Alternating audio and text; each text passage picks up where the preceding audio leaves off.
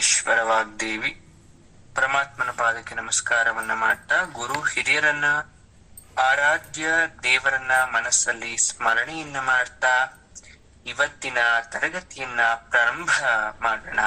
ನಿನ್ನೆಯ ಭಗವದ್ಗೀತೆಯ ಅಂತರಾಳದಲ್ಲಿ ಯಾವ ರೀತಿ ಧೃತರಾಷ್ಟ್ರ, ದುರ್ಯೋಧನ, ಶಕುನಿಯ ಮಾತು ಹಾಗೂ ಮಧ್ಯೆ ವಿದುರ ಕುಂತಿಯನ್ನು ಸಮಾಧಾನ ಪಡಿಸ್ತಕ್ಕಂತ ಆ ಒಂದು ಸನ್ನಿವೇಶವನ್ನ ನಾವು ನೋಡಿದ್ವಿ. ಯುದ್ಧದ ಪೂರ್ವ ಸಿದ್ಧತೆನೆ ಹಾಗೆ. ಸಾಧ್ಯ ಆದಷ್ಟು ಮಟ್ಟಿಗೆ ಲಾಭವನ್ನ ಮಾಡ್ಕೊಂಡ್ಬಿಡ್ಬೇಕು. ಮುಂದೆ ಏನಾಗ್ತಾ ಇದೆ ಇಲ್ಲಿ ಅಂದ್ರೆ, ಯಾವಾಗ ಧೃತರಾಷ್ಟ್ರ ಅಪಸ್ವರವನ್ನ ಮಾಡ್ತಾನೆ, ಕೆಲವೊಂದಷ್ಟು ವಿಚಾರಗಳ ಬಗ್ಗೆ ಮಾತಾಡ್ತಾನೆ, ದುರ್ಯೋಧನನಿಗೆ ಇಷ್ಟ ಆಗಲ್ಲ. ಏನೋ ಒಂದ್ ರೀತಿ ಭಯ ಕಾಡೆ. ಶಕುನಿ ಜೊತೆ ಮಾತಿಗಿಳಿತಾನೆ ದುರ್ಯೋಧನ. ಏನಂತ? ಮಾಮ, ನನಗ್ ಭಯ ಆಗ್ತಾ ಇದೆ. ಈ ಅಪ್ಪ ಅಂದ್ರೆ ಯಾರು? ಧೃತರಾಷ್ಟ್ರ. ಈ ದೃಪದ ದೂತನಿಗೇನು ಸರಿಯಾಗಿ ಸಂಧಾನದ ಮಾತು ಹೇಳಿದ್ರು ಕೂಡ ಏನೋ ಭಯ ಕಾಡ್ತಾ ಇದೆ ಮನ್ಸಲ್ಲಿ. ಏನಾಗ್ಬಿಡುತ್ತೋ ಅನ್ನೋ ಭಯ. ಕೊನೆ ನಾವು ನಂಬಿದವರೇ ನಮಗ್ ಮೋಸ ಮಾಡ್ಬಿಟ್ರೆ, ಯಾರು ನಮ್ ಜೊತೆ ನಿಲ್ತಾರೆ ಅಂತ ಅನ್ಕೊಂಡಿರೋರು ಎದುರಾಳಿ ಪಕ್ಷಕ್ಕೆ ಹೋಗ್ಬಿಟ್ರೆ. ಯಾಕಂದ್ರೆ ಇದು ರಾಜಕೀಯದಲ್ಲಿ ಯಾವಾಗ ಏನ್ ಬೇಕಾದ್ರೂ ಬದಲಾವಣೆ ಆಗ್ಬೋದು. ಆ ಪಕ್ಷದವ್ರು ಈ ಪಕ್ಷಕ್ಕೆ ಬರ್ಬೋದು, ಈ ಪಕ್ಷದವ್ರು ಆ ಪಕ್ಷಕ್ಕೆ ಹೋಗ್ಬೋದು. ಇದು ಹೊಸ್ತೇನಲ್ಲ. ಹಾಗಂತ ಏನಾದ್ರೂ ಆಗ್ಲಿ ಅಂತ ಸುಮ್ನೆ ಕೂರಕ್ಕೂ ಆಗಲ್ವಲ್ಲ. ಏನಾದ್ರೂ ಒಂದ್ ಪ್ರಯತ್ನ ಮಾಡ್ಲೇಬೇಕಲ್ವಾ. ಆದ್ರೆ ಬುದ್ಧಿಗೆ ಯಾವುದು ತೋಚ್ತಾನೆ ಇಲ್ಲ ಏನ್ ಮಾಡೋದು ಅಂತ. ನಮ್ಮ ಕಡೆ ಭರವಸೆ ಕೊಟ್ಟಿರೋರೆಲ್ಲ ಹಿಂದೆ ಯುಧಿಷ್ಠರಿಗೆ ಕಪ್ಪ ಕಾಣಿಕೆ ಕೊಟ್ಟವ್ರು ಇವರೆಲ್ಲ. ರಾಜಸೂಯಾಗ ಮಾಡಿ ಯುಧಿಷ್ಠಿರ ಗೆದ್ದ ಮೇಲೆ ಅವನ್ಗೆ ಕಪ್ಪ ಕಾಣಿಕೆ ಕೊಟ್ಟಿರೋರು ಇವರೆಲ್ಲ. ಅದು ಅವನ್ ಜನಪ್ರಿಯತೆನೋ, ಕೃಷ್ಣನ ಮೋಡಿನೋ, ಭಯನೋ ಏನೋ ಗೊತ್ತಿಲ್ಲ. ನಾವ್ ಯಾಗ ಮಾಡ್ಲಿಲ್ಲ, ಯಾವ ಆಯಾಸ ಪಡ್ಲಿಲ್ಲ, ಹೋಗಿ ಸುಮ್ನೆ ನಮ್ಮ ಹತ್ರಕ್ ಬನ್ನಿ ಅಂದ್ರೆ ಬಂದ್ಬಿಡ್ತಾರ? ವಿಧಿ ಇಲ್ಲದೆ ನಮ್ ಜೊತೆ ಇದಾರೆ ಅವರು. ಅದು ಅಲ್ದೆ ಪಾಂಡವರು ವನವಾಸವನ್ನ ಮುಗಿಸಿ ಬಂದ ಮೇಲಂತೂ ಮುಗ್ದೇ ಹೋಯ್ತು. ಯಾರಾದ್ರೂ ನಿಷ್ಠೆಯಿಂದ ಅವ್ರ ಕಡೆ ತಿರುಗ್ಬಿಟ್ರೆ ಏನ್ ಯುದ್ಧ ಪ್ರಾರಂಭಕ್ಕೆ ಹೆಚ್ಚು ದಿನ ಉಳ್ದಿಲ್ಲ. ಯಾರು ನಂಬೋದು, ಯಾರ ಮೇಲೆ ವಿಶ್ವಾಸ ಇಡೋದು? ಹೋಗ್ಲಿ, ನಮ್ ಸೇನಾನಿ ಯಾರಾಗಬೇಕು? ಭೀಷ್ಮನಿಗೆ ಮಾಡೋಣ ಅಂದ್ರೆ ವಯಸ್ಸಾಗೋಗಿದೆ. ಅದು ಅಲ್ದೆ ಯಾವಾಗ್ಲೂ ಅವ್ರ ಪರನೂ ಮಾತಾಡ್ತಾನೆ, ನಮ್ ಪರನೂ ಮಾತಾಡ್ತಾನೆ. ಅವನನ್ನೇನಾದ್ರೂ ಮುಂದೆ ಇಡ್ತೀನಿ ಅಂದ್ರೆ ಒಪ್ತಾನ ಅವನು? ಗುರು ದ್ರೋಣನ ಹತ್ರ ಹೋಗಿ ಕೇಳಿದ್ರೆ ಭೀಷ್ಮ ಬದುಕಿರ್ಬೇಕಾದ್ರೆ ನಾನು ಹೇಗಪ್ಪ ಬರ್ಲಿ ಅಂತಾನೆ. ಕರ್ಣನೇನಾದ್ರೂ ಕೂರಿಸ್ಬಿಟ್ರೆ ಎಲ್ರಿಗೂ ಕೋಪ.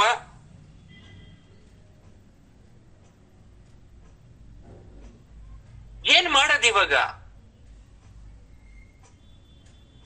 ದುರ್ಯೋಧನನ 108 ಆಲೋಚನೆಗಳನ್ನ ಕೇಳಿದ್ಮೇಲೆ ಶಕುನಿ ಹೇಳ್ತಾನೆ, ಭಯ ಪಡ್ಬೇಡ. ಯುದ್ಧವಿಲ್ಲದೇನೆ ಜಯ ಸಾಧಿಸೋಕ್ ಯಾವ್ದಾದ್ರೂ ದಾರಿ ಇದ್ದೆ ಹುಡುಕ್ತಾ ಇದ್ದೇನೆ. ಯುದ್ಧನೇ ಆಗಬಾರ್ದು, ಆದ್ರೂ ನಮಗ್ ಜಯ ನಮ್ ಕಡೆ ಆಗಬೇಕು. ಆ ದಾರಿ ಹುಡುಕ್ತಾ ಇದ್ದೀನಿ ದುರ್ಯೋಧನ. ಆಶ್ಚರ್ಯ ಆಯ್ತು ದುರ್ಯೋಧನನಿಗೆ. ಇದೇನು ಹೊಸ ಮಾತಾಡ್ತಾ ಇದ್ಯಾ ಮಾಮ? ಹೊಸ್ತೇನಿದೆ ಇದ್ರಲ್ಲಿ? ಹಳೆ ಪ್ರಯೋಗ ತಾನೆ? ಯಾಕೆ ಅರ್ಥ ಆಗ್ತಾ ಇಲ್ವಾ? ಬಿಡಿಸ್ ಹೇಳ. ಉಪಾಯದಲ್ಲಿ ಒಂದು ಮಾತು ಹೇಳ್ತೀನಿ ಕೇಳಿಸ್ಕೋ ದುರ್ಯೋಧನ. ನೀನ್ ಏನ್ ಮಾಡ್ಬೇಕು ಅಂದ್ರೆ, ಉಪಾಯದಲ್ಲಿ ಯುಧಿಷ್ಠಿರನನ್ನ ನೇರವಾಗಿ ಭೇಟಿಯಾಗು. ಸಂಧಾನ ಬೇಕು ಅಂತ ಕೇಳ್ಕೋ. ರಾಜ್ಯ ಕೊಡ್ತೀನಿ ಅಂತ ಹೇಳು. ಕೊಡೋ ತರ ನಂಬಿಕೆ ಹುಟ್ಸು. ಅವನು ಬಂದೇ ಬರ್ತಾನೆ. ಅವಾಗ ಒಂದು ಯೋಜನೆ ಹಾಕ್ಬೇಕು. ಆದ್ರೆ ಒಂದು ಎಚ್ಚರಿಕೆ, ಆ ಸಮಯದಲ್ಲಿ ಶ್ರೀಕೃಷ್ಣ ಅವರ ಜೊತೆ ಇರಬಾರ್ದು. ನಿನ್ನ ಅಪ್ಪಾಜಿ ಆ ರೀತಿಯಾಗಿ ಕರೆಸ್ಬೇಕು ಅವ್ರನ್ನ. ಅವನು ಬಂದ್ರೆ ಮತ್ತೆ ಜೂಜಿ ಕರೆಯೋಣ. ಜೂಜು ಕರ್ಸಾದ್ಮೇಲೆ ಅವ್ನು ಇಲ್ಲ ಅನ್ನಕ್ ಆಗದೇ ಇಲ್ಲ. ಮತ್ತದೇ ಹಳೆ ಕತೆ, ಜೂಜಲ್ಲಿ ಸೋಲ್ಸೋಣ ಮತ್ತೆ ವನವಾಸಕ್ಕೆ ಅಟ್ಟಣ. ಶಕುನಿ ಮಾತನ್ ಶಕುನಿ ಹೇಳ್ದ. ಆದ್ರೆ ದುರ್ಯೋಧನನಿಗೆ ಸ್ವಲ್ಪ ಕಸಿವಿಸಿ ಆಯ್ತು, ಮುಖ ಯಾಕೋ ಕಪ್ಪಾಯ್ತು. ಅಲ್ಲ, ಈ ಸಲ ಇದು ನಡೆಯುತ್ತೆ ಅಂತ ಅನ್ಸುತ್ತ ನಿಮ್ಗೆ? ಅವನು ಒಪ್ಪಿ ಆಟಾಡಕ್ ಬರ್ತಾನ? ಕೃಷ್ಣ ಎಚ್ಚೆತ್ತಿದ್ದಾನೆ, ಹಾಗೆ ಉಳಿದಿರೋ ಸೋದರರು ಕೂಡ. ಹಾಗೊಂದ್ ವೇಳೆ ಆಟಾಡಕ್ ಬಂದ್ರು ಕೃಷ್ಣ ಮಾಯೆಯಿಂದ ನಾವು ಸೋತ್ಬಿಟ್ರೆ ನಾನ್ ಕಾಡ್ಗೆ ಹೋಗಕ್ ಸಿದ್ಧ, ನೀನ್ ಬರ್ತೇನೆ ನನ್ನ ಜೊತೆಗೆ ಶಕುನಿ ಮಾಮ. ಮಾಯೆಗಳು ಸದಾ ನಡೆಯುವುದಿಲ್ಲ, ನೆನ್ಪಲ್ಲಿಟ್ಕೋ ಶಕುನಿ.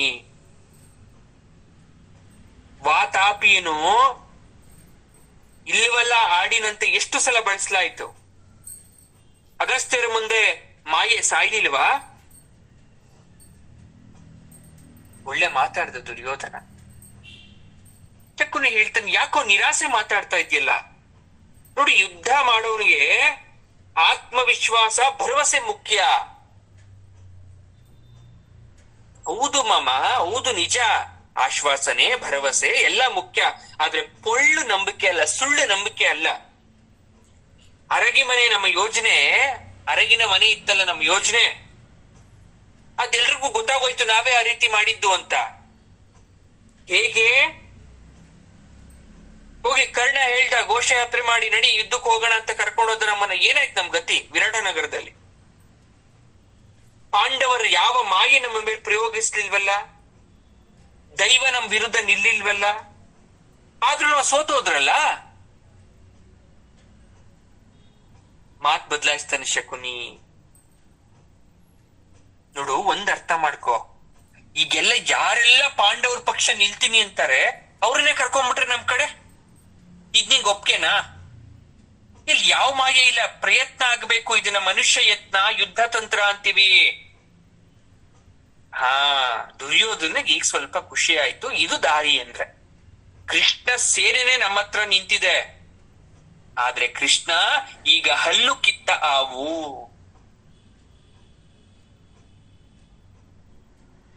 ಭೇಷ್ ವತ್ಸ ಶಕುನಿ, ಭೇಷ್. ಇದು ಬದುಕೋ ದಾರಿ. ನಿರಾಸೆ ಬಿಟ್ಬಿಡು. ಒಬ್ಬೊಬ್ಬರನ್ನಾಗಿ ಹೆಸರು ಹೇಳ್ತಾ ಬಾ, ನೋಡೋಣ ಯಾರ್ಯಾರಿದ್ದಾರೆ. ದುರ್ಯೋಧನ ಶುರು ಮಾಡ್ದ. ತ್ರಿಗರ್ತರು, ಅದೇ ಅರ್ಜುನ ವೈರಿಗಳಿದ್ದಾರಲ್ಲ, ಅವ್ರು ನಮ್ಮ ಹತ್ರ ಇದ್ದಾರೆ. ಭೂರಿಶ್ರವಸು, ಸಾತ್ಯಕಿಯ ಶತ್ರು, ಅವನ್ ನಮ್ ಕಡೆ ಇದ್ದಾನೆ. ನಮ್ಮ ಅಳಿಯ ಜಯದ್ರಥ, ಅರ್ಜುನನಿಂದ ಅಪಮಾನಿತಗೊಳಗಾದವನು, ಅವನಿದ್ದಾನೆ. ಏಕಲವ್ಯ ಅದೇ ಅಡವಿ ಜನರ ಬೆಂಬಲದ ಇರ್ತಕ್ಕಂಥವನು, ಅವನು ನಮ್ ಜೊತೆ ಇದ್ದಾನೆ. ಹಿರಣ್ಯ ಶಶ್ಮಶ್ರುವಿನ ಮಗ ಅವನು, ಅರ್ಜುನಿಗೆ ಸ್ಪರ್ಧಿಯಾಗಿ ನಿಲ್ತಕ್ಕಂಥವನು. ಆಮೇಲೆ ಶಿಶುಪಾಲನ ಪುತ್ರನನ್ನ ಪುಸ್ಲಾಯಿಸಿ ತೋಡ್ಬೋದೇನೋಪ್ಪ. ಜರಾಸಂಧನ ಮಗನನ್ನು ಕೂಡ. ಈ ಕಡೆ ದಕ್ಷಿಣದಲ್ಲಿ ಆಳ್ತಾ ಇರ್ತಕ್ಕಂಥ ಚೋಳ ರಾಜರನ್ನು ನಮ್ ಕಡೆ ಉಳಿಸ್ಕೋಬೇಕು, ಕಳಿಂಗರವ್ರನ್ನು ಕೂಡ. ಹೀಗೆ ದುರ್ಯೋಧನ ಎಲ್ಲ ರಾಜರನ್ನ ನೆನ್ಪು ಮಾಡ್ಕೊಂತ ಇದ್ದಾನೆ, ಯಾರ್ಯಾರನ್ನ ಪಕ್ಷಕ್ಕೆ ಸೇರ್ಪಡೆ ಮಾಡ್ಕೋಬೇಕು ಅಂತ. ಅಷ್ಟರಲ್ಲಿ ಶಕುನಿ ಹೇಳ್ತಾನೆ, ವತ್ಸ, ಮುಖ್ಯವಾದವ್ರನ್ನ ಬಿಟ್ಬಿಟ್ಟಿದ್ಯಾ, ನೆನಪು ಮಾಡ್ಕೋ. ಸ್ವಲ್ಪ ಯೋಚನೆ ಮಾಡ್ತಾನೆ, ಯಾರು ಯಾರು ಎರಡಿದೆ ನನ್ನ ಮನ್ಸಿಗೆ, ಎರಡು ಹೆಸರು ಬರ್ತಾ ಇದೆ. ಯಾವ್ದು ಮಾಮ? ನೆನ್ಪು ಮಾಡ್ಕೊ ನೋಡೋಣ, ಯತ್ನ ಮಾಡು. ಒಂದು ಯಾವ್ದು, ಇನ್ನೊಂದು ಯಾವ್ದು ನಿನ್ ಪ್ರಕಾರ? ದುರ್ಯೋಧನ ಹೇಳ್ತಾನೆ, ಮದ್ರ ದೇಶದ ರಾಜ ಶಲ್ಯ, ನಕುಲ ಸಹದೇವರ ಸ್ವಂತ ಮಾವ, ಹೆಣ್ಣು ಕೊಟ್ಟ ಮಾವ. ಅವ್ರು ನಮ್ ಕಡೆ ಬರಲ್ಲ, ರಕ್ತ ಸಂಬಂಧ. ಬಿಟ್ಬಿಡ್ತಾನ? ಸ್ವಂತ ಅಳಿಯಂದ್ರಿಗೆ ಸಹಾಯ ಮಾಡೋದ್ನ ಬಿಟ್ಟು ನಮ್ ಕಡೆ ಬರ್ತಾರೆ ಅನ್ನೋ ನಂಬಿಕೆ ಇದ್ಯಾ? ಇನ್ನೊಂದು ನರಕನ ಮಗ ಭಗದತ್ತ, ಅವನಿಗೂ ಕೃಷ್ಣ ಭಯ, ಕೃಷ್ಣನ್ ಕಂಡ್ರೆ ಭಯ ಜಾಸ್ತಿ ಇದೆ. ಅವನು ಬರೋದು ಸ್ವಲ್ಪ ಅನುಮಾನ. ಈ ಎರಡು ಹೆಸರನ್ನ ಕೇಳಿದಂತಹ ಶಕುನಿ ಗಹಗಹಿಸಿ ನಗ್ತಾನೆ ಜೋರಾಗಿ. ಯಾಕೆ ನಗ್ತಾ ಇದೆಯಾ ಮಾಮ? ಏನಾಯ್ತು? ನನ್ನ ಆಲೋಚನೆ ಸರಿಯಾಗಿಲ್ವಾ? ನಾನ್ ನಕ್ಕಿದ್ದು ಅದಕ್ಕಲ್ಲ ದುರ್ಯೋಧನ. ರಾಜಕೀಯದಲ್ಲಿ ಯಾರ ಜೊತೆ ಮಾತಾಡ್ದೆ, ಅವ್ರನ್ನ ಭೇಟಿ ಮಾಡ್ದೆ, ಅವ್ರು ಹಾಗೆ ಹೀಗೆ ಅಂತ ನಿರ್ಧಾರ ಮಾಡಬಾರ್ದು. ನಮ್ಗೆ ಅವಮಾನ ಆದ್ರೂ ನಮ್ಮ ಕೆಲಸ ಸಾಧಿಸೋದಷ್ಟೇ ಮುಖ್ಯ. ನಮಗೆ ಪ್ರಯತ್ನ ಇರ್ಲಿ, ಸಿದ್ಧಿ ಆಗೋದು ಬಿಡೋದು ಆಮೇಲೆ ಬಿಟ್ಟಿದ್ದು. ಸರಿ, ಎಂತ ಪ್ರಯತ್ನ ಪಡ್ಬೇಕು ನಾನು? ನೋಡು, ಶಲ್ಯ ಅಂತ ಅಂದಲ್ಲ, ಪಾಂಡವರಿಗೆ ಸೋದರ ಮಾವ ಸಂಬಂಧ ಅಂತ ಅಂದಲ್ಲ, ಅದು ರಾಜಕೀಯ ಅಲ್ಲ. ರಾಜಕೀಯದಲ್ಲಿ ಸಂಬಂಧಗಳಿಗೆ ಬೆಲೆ ಇಲ್ಲ. ತಂದೆ ಮಗನ ವಿರುದ್ಧ, ಮಗ ತಂದೆ ವಿರುದ್ಧ ನಿಲ್ತಾನೆ.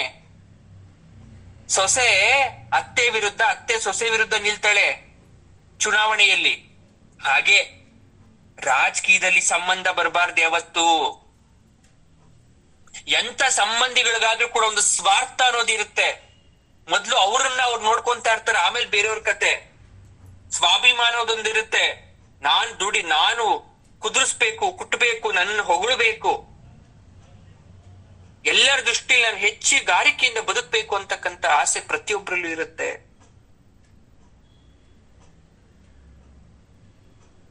ಭಗದತ್ತನ ಮಾತು ನೀನೇ ತಾನೇ ಹೇಳಿದ್ದು. ಕೃಷ್ಣನ ಭಯ ಅಂತ ಹೇಳ್ದಲ್ಲ, ಅದು ಅರ್ಧ ಸತ್ಯ. ಆದ್ರೆ ಕೃಷ್ಣನ ಮೇಲೆ ಸೇಡು ತೀರ್ಸ್ಕೊಂತಕ್ಕಂತ ಅರ್ಧ ಸತ್ಯ ಇದೆ. ಭಯ ಇರೋರಲ್ಲಿ ದ್ವೇಷ ಕೂಡ ಇರುತ್ತೆ ಅನ್ನೋದನ್ನ ಮರಿಬೇಡ ನೀನು. ಯಾವತ್ತು ಸೋಲನ್ನು ಒಪ್ಕೊಳಲ್ಲ ಯಾರು ನೇರವಾಗಿ. ಪ್ರಯತ್ನ ಪಟ್ಟು ನೋಡ್ತಾರೆ. ಯಾಕೆ? ನಿನಗೆ ಕೃಷ್ಣ ಭಯ ಇಲ್ವಾ? ಆದ್ರೂ ಎದುರ್ಸಕ್ ಹೋಗ್ತಾ ಇಲ್ವಾ ನೀನು? ಸೋಲಿನ ಸವಾಲನ್ನ ಒಪ್ಪಿಲ್ವಾ ನೀನು? ಪಾಂಡವರಿಗೆ ಶರಣಾಗ್ತೀಯ ನೀನು ಅಥವಾ ಹೋರಾಡ್ತೀಯೋ? ನೀನು ಹೋಗಿ ನಿನ್ನ ಪ್ರತಿಷ್ಠೆಯನ್ನ ಬಿಟ್ಟು ಕೃಷ್ಣನ ಹತ್ರ ಸಹಾಯ ಕೇಳಿದಾಗ ಕೃಷ್ಣ ಒಪ್ಪದ್ನಲ್ಲ, ತನ್ನ ಸೈನ್ಯವನ್ನು ನಿನಗೆ ಕೊಟ್ಟುಬಿಟ್ನಲ್ಲ.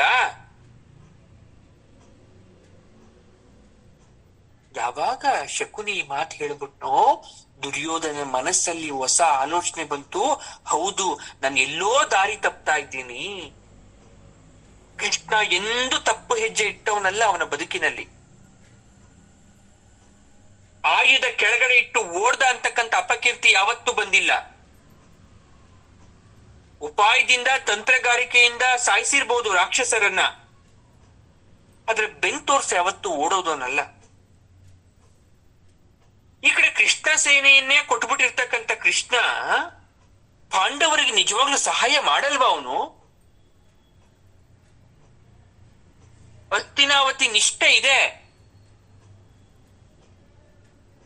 ಆದ್ರೆ ಪಾಂಡವರಿಗೆ ಯಾವುದೋ ರೂಪದಲ್ಲಿ ಸಹಾಯ ಮಾಡೇ ಮಾಡ್ತಾನೆ ಅಂತಕ್ಕಂಥ ಆಲೋಚನೆ ದುರ್ಯೋಧನನಲ್ಲಿ ಬಂತು. ಶಕುನಿ ಹೇಳ್ತಾನೆ, ನೀನು ಸರಿಯಾಗಿ ನನ್ನ ಮಾತನ್ನ ಕೇಳ್ತಾ ಇಲ್ಲ, ಆಲಿಸ್ತಾ ಇಲ್ಲ.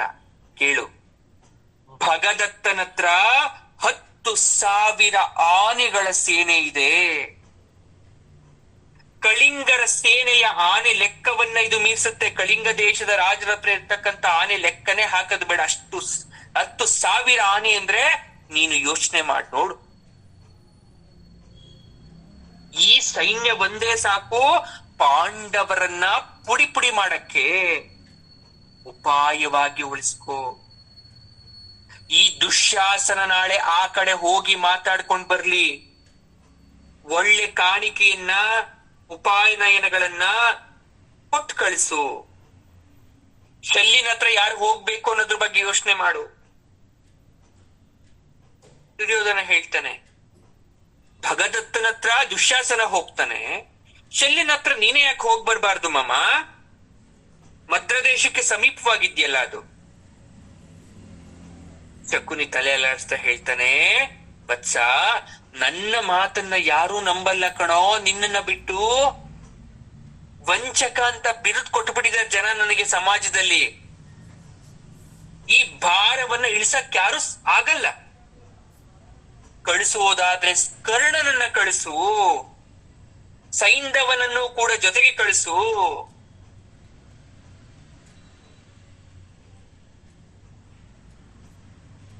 ದುರ್ಯೋಧನ ಶಕುನಿಗಳ ಮಾತು ಸೇನೆಯನ್ನ ಸೇರಿಸ್ತಕ್ಕಂಥ ತಂತ್ರಗಾರಿಕೆಯಲ್ಲಿ ನಡೀತಾ ಇದೆ. ಈ ಕಡೆ ಮತ್ತೊಂದ್ ಕಡೆ ಮಾತು ಶುರುವಾಯ್ತು. ಅರ್ಜುನ, ನಮ್ಮ ಸೇನಾ ಸಂಖ್ಯೆಯ ಸೇನೆಯಲ್ಲಿ ಬಲ ಕಡಿಮೆ ಇರೋ ತರ ಕಾಣಿಸ್ತಾ ಇದೆ. ನಮ್ಮ ಜೊತೆ ಇರ್ತೀನಿ ಎಂದವರೆಲ್ಲ ಇವತ್ತು ದುರ್ಯೋಧನ ಕಡೆ ಸೇರ್ತಾ ಇದ್ದಾರೆ ಅಂತಕ್ಕಂಥ ಮಾತಿದೆ. ಕೃಷ್ಣ ನಮ್ ಜೊತೆ ಇದ್ದಾನೆ ತಟಸ್ಥ ಮುದ್ರೆಯಲ್ಲಿ. ಸೇನೆ ಏನು ಬೇಕಾಗಲ್ಲ. ಆದ್ರೂ ಇನ್ಯಾರನ್ನ ಸೇರಿಸ್ಕೋಬಹುದು ಹೇಳು? ಪಾಂಡ್ಯರಾಜರು ನಮ್ ಕಡೆ ಬರ್ತೀನಿ ಅಂತ ಹೇಳಿದ್ದಾರೆ. ನನ್ನ ಪುತ್ರ ಇರಾವಂತನ ನಾಗಸೇನೆ ಇದೆ. ಹಿರಿಯರಾದಂತ ದೃಪದ ಮಹಾರಾಜರಿದ್ದಾರೆ. ವಿರಾಟ ರಾಜರ ಸೇನೆ ಇದೆ. ಈಗ ಭಗದತ್ತ, ಶಲ್ಯ ಇದ್ದಾರೆ. ಅವ್ರನ್ನ ಹೇಗಾದ್ರೂ ಮಾಡಿ ಕರ್ಕೋಬೇಕಲ್ಲ. ಈ ಕಡೆ ದುರ್ಯೋಧನ ಕೂಡ ಶಲ್ಯ ಮತ್ತು ಭಗದತ್ತನ ಬಗ್ಗೆ ಆಲೋಚನೆ ಮಾಡ್ತಾ ಇದ್ರೆ, ಇಲ್ಲಿ ಪಾಂಡವರ ಸೇನೆಯಲ್ಲೂ ಕೂಡ ಭಗದತ್ತ ಹಾಗೂ ಶಲ್ಯನ ಬಗ್ಗೆ ಯೋಚನೆ ಮಾಡ್ತಾ ಇದ್ದಾರೆ. ಸೋದರ ಮಾವ ಶಲ್ಯ, ಆ ಸೋದರ ಮಾವನಾದಂತಹ ಶಲ್ಯನನ್ನ ಸೆಳೆದ್ರೆ ಹೇಗೆ? ಅವನ ಮಾಮ ಯಾವತ್ತೂ ಕೈ ಬಿಡಲ್ಲ. ಭಗದತ್ತ ಈಗ ಸೊಕ್ಕು ಮುರಿದವನು.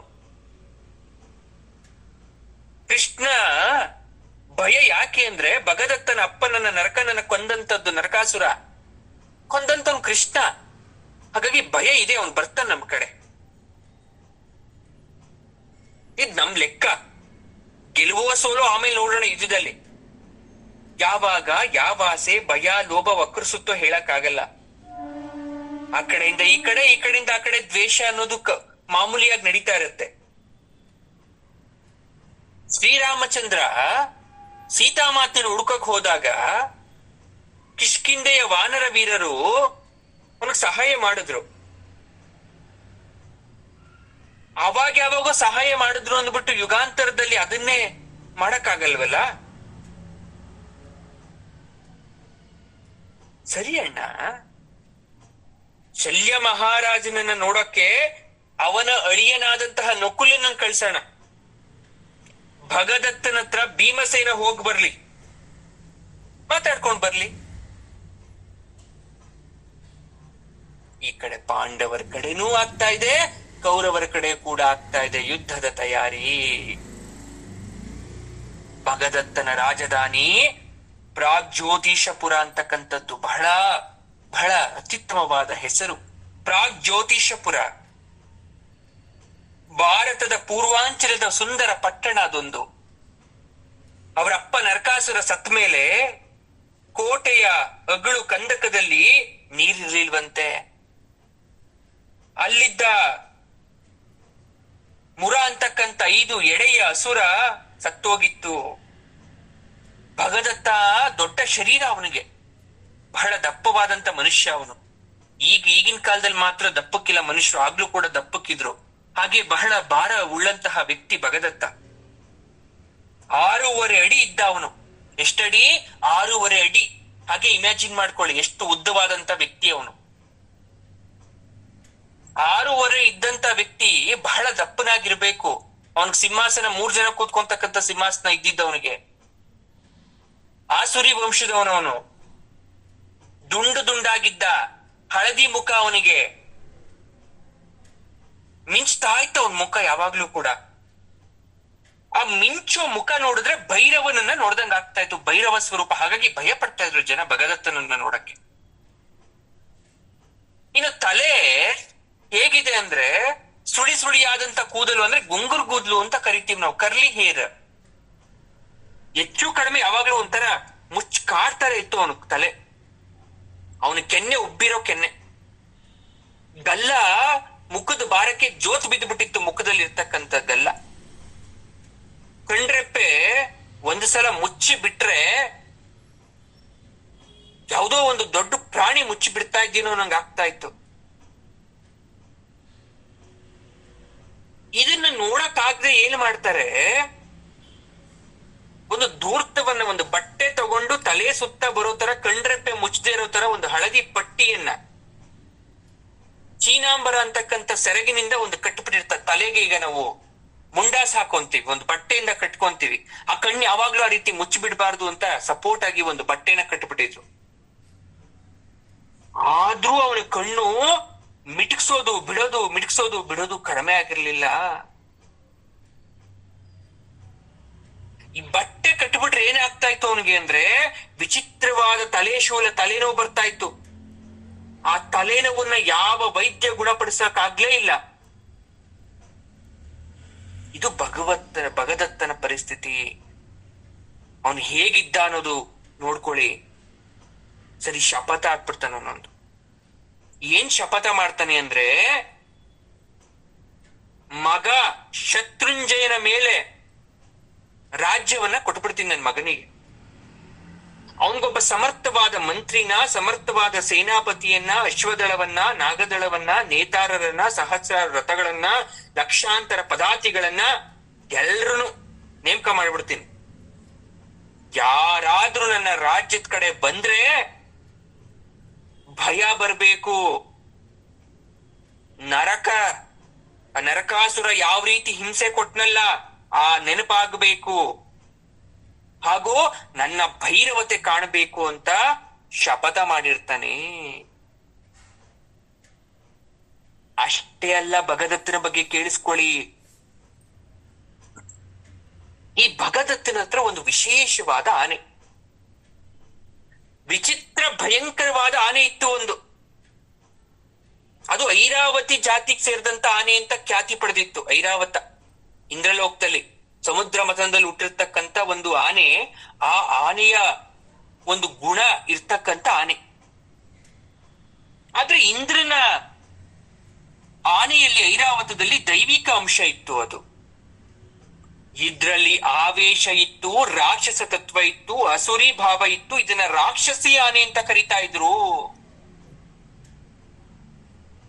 ಅದರ ಆಕಾರವನ್ನ ನೋಡ್ಬಿಟ್ರೆ ತಲೆ ಎತ್ತಿ ನೋಡ್ಬೇಕಿತ್ತು.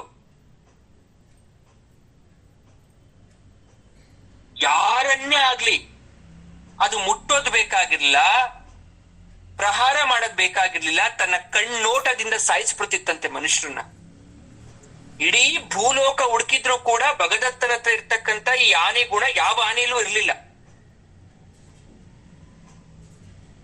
2 ಆಳು ಎತ್ತರ ಇರೋ ಆನೆ. 2 ಆಳು ಎತ್ತರ ಅಂದ್ರೆ 12 ರಿಂದ 15 ಅಡಿ.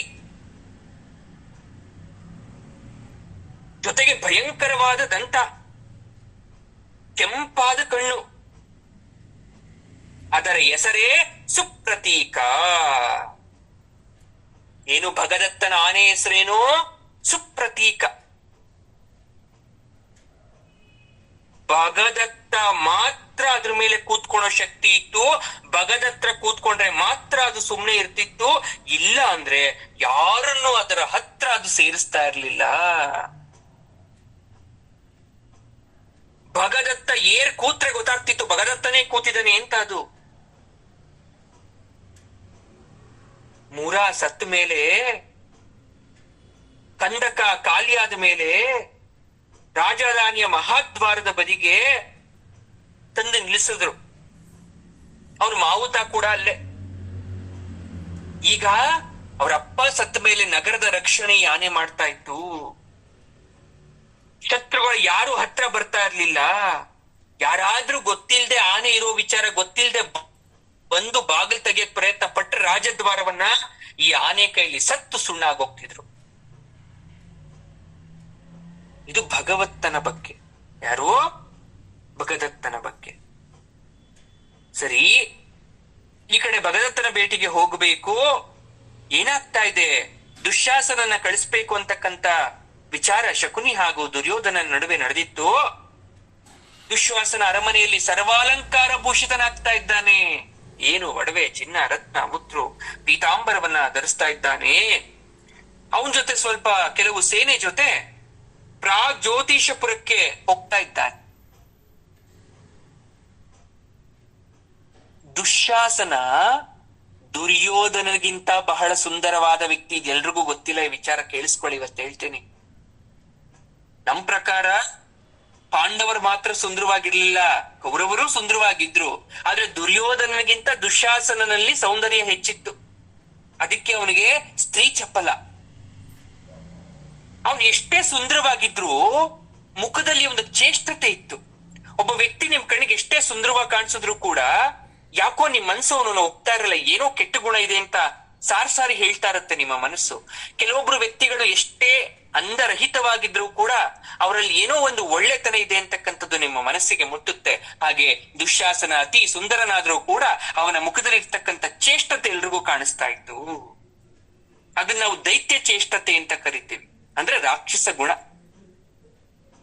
ಹಸ್ತಿನಾವತಿಯಿಂದ ಅವನು ಪ್ರಾಗ್ಜ್ಯೋತಿಷಪುರಕ್ಕೆ ಹೋಗ್ಬೇಕಾದ್ರೆ ಕಾಶಿ ರಾಜ್ಯವನ್ನ ಬಿಟ್ಟು ನದಿನ ದಾಟಿ ಬೆಟ್ಟದ ಶ್ರೇಣಿನ ಹತ್ತು ಹಿಡಿದು ಪ್ರಾಗ್ಜ್ಯೋತಿಷಪುರಕ್ಕೆ ಹೋಗ್ಬೇಕಾಗಿತ್ತು.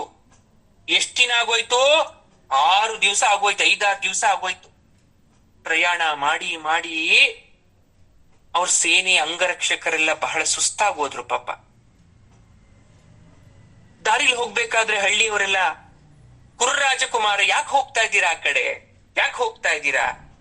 ಆ ಊರ ಹೆಸರೇನ್ ಗೊತ್ತಾ ನಿಮ್ಗೆ? ಪ್ರಾಗ್ಜ್ಯೋತಿಷಪುರ ಅಲ್ಲ, ಮೃತ್ಯುಪುರಿ. ಅದನ್ನ ಮೃತ್ಯುಪುರಿ ಅಂತಾರೆ. ಅಲ್ಲಿಗೆ ಹೋಗಿ ವಾಪಸ್ ಬರೋದೇ ಕಷ್ಟ. ಅಲ್ಲಿರೋ ವಿಚಾರ ನಿಮ್ಗೆ ಗೊತ್ತಿಲ್ಲ ಅನ್ಸುತ್ತೆ. ನೀವೇನಾದ್ರೂ ಕೇಳ್ಬಿಟ್ರೆ ಈಗ್ಲೇ ವಾಪಸ್ ಹೋಗ್ಬಿಡ್ತೀರ ಹಸ್ತಿನಾವತಿಗೆ ಅಷ್ಟೇ. ಅವ್ನ್ಗೆ ಅರ್ಥ ಆಗ್ತಾ ಇಲ್ಲ. ದುಶ್ಯಾಸನಂಗೆ ಯಾವತ್ತು ಪ್ರಾಗ್ಜ್ಯೋತಿಷಪುರಕ್ಕೆ ಹೋದವನಲ್ಲ, ಭಗದತ್ತನ ಬಗ್ಗೆ ಅಷ್ಟು ವಿಚಾರ ತಿಳಿದಂತವನಲ್ಲ. ಅವನ ಪ್ರಕಾರ ಏನೋ ರಾಜಕಾರ್ಯ ಸಫಲವಾಗಿ ತೀರುತ್ತೇನೋ ಭಂಡ ಧೈರ್ಯ, ವಿಶ್ವಾಸದಲ್ಲಿ ಮುಳುಗೋಗ್ಬಿಟ್ಟ.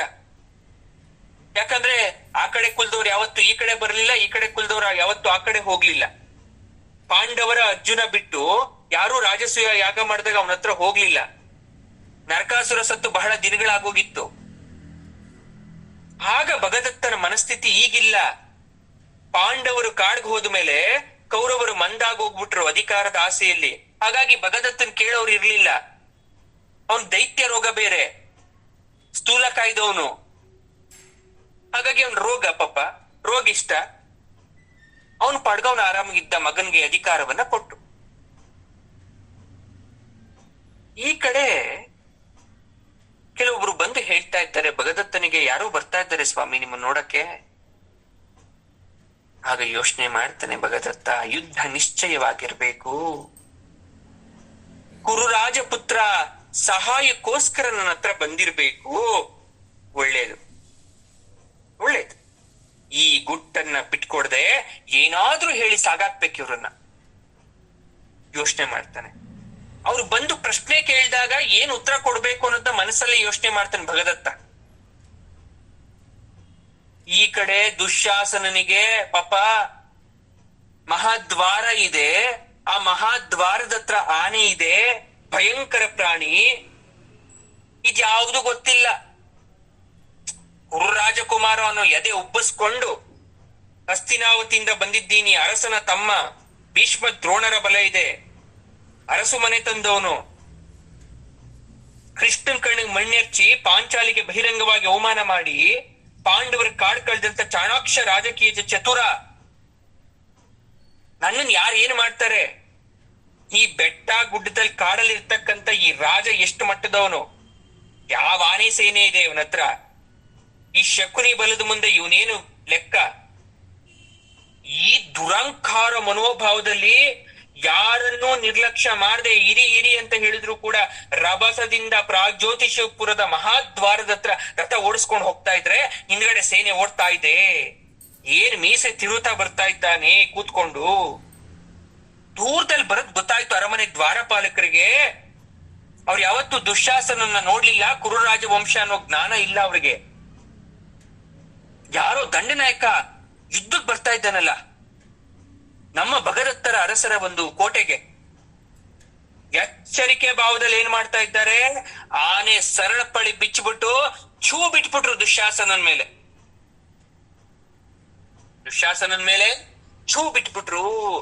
ಬಿಟ್ಟಿದ್ದೇ ತಡ ಆನೆ ವೇಗದಿಂದ ಏನು ಕೀಳಿಡ್ತಾ ಘೋ ಅಂತ ಶಬ್ದ ಮಾಡ್ತಾ ದುಶ್ಯಾಸನನ ಬಳಿ ಬರ್ತಾ ಇರೋದನ್ನ ಕಂಡು ಓಡ್ತಾ ಇದೆ ಅವ್ರ ರಥದ ಹತ್ರ.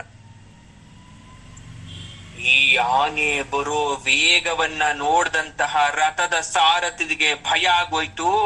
ಒಡೆಯರೇ ಒಡೆಯರೇ ಕೆಲ್ಸ ಕೆಟ್ಟೋಯ್ತು ಅಂತ ರಥವನ್ನ ಬೇರೆ ಕಡೆ ತಿರುಗಿಸುವಷ್ಟರಲ್ಲಿ ಆನೆ ಆ ಕಡೆನೆ ಬಂದು ಒಂದು ಸೊಂಡಲಿನಿಂದ ಇಡೀ ರಥವನ್ನ ಎತ್ತಿ ತೀವುದು ಬಿಸಾಕ್ಬಿಡ್ತು.